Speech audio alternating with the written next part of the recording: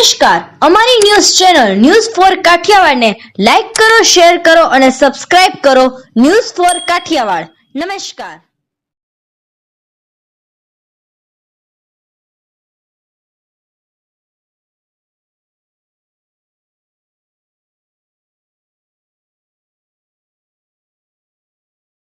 જૂનાગઢમાં મહાશિવરાત્રી મેળાના આયોજનને લઈને જૂનાગઢ સિવિલ હોસ્પિટલ દ્વારા લોકોના આરોગ્ય બાબતનું ખાસ ધ્યાન રાખીને મેળામાં આરોગ્યલક્ષી સુવિધાઓ ઉપલબ્ધ કરવામાં આવી છે. ત્યારે કઈ રીતની આરોગ્ય સુવિધા ઉપલબ્ધ કરાવવામાં આવી છે તે માટે જૂનાગઢ સિવિલ હોસ્પિટલના સુપ્રિન્ટેન્ડન્ટ શું કહી રહ્યા છે તે સાંભળીએ તેમના શબ્દોમાં.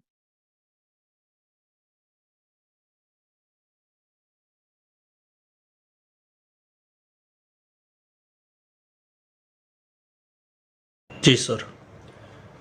સિવિલ હોસ્પિટલ જૂનાગઢ દ્વારા આગામી મહાશિવરાત્રિ મેળાને ધ્યાને લઈ ભવનાથ તીર્થ ક્ષેત્રમાં નાકોડા ખાતે એક ઇન્ટેન્સિવ કેર યુનિટની વ્યવસ્થા કરવામાં આવેલી છે, જે અંતર્ગત physician, medical officer, nursing staff, pharmacist તથા અટેન્ડન્ટ 24/7 ત્યાં કાર્યરત રહેશે. Shift wise duty બજાવશે.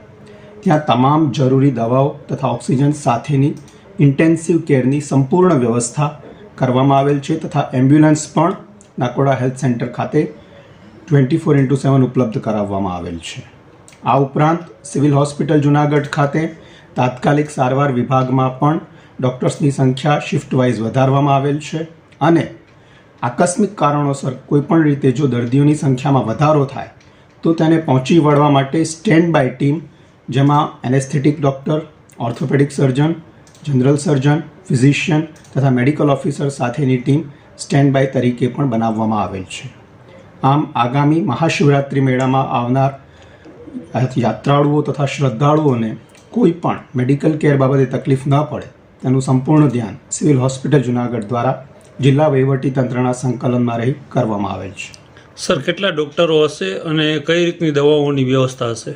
જે મેં કીધું એમ ઇન્ટેન્સિવ કેર યુનિટની વ્યવસ્થા કરવામાં આવેલ છે, જેમાં physician, medical officer, pharmacist, nursing staff સાથેની ટીમ કાર્યરત છે, જે ભવનાથ નાકોડા ખાતે કાર્યરત રહેશે. અને ઇમરજન્સી વિભાગમાં મેં કીધું તેમ સ્પેશિયાલિસ્ટ ડૉક્ટર્સ સાથેની ટીમ અત્યારે રાખવામાં આવેલ છે.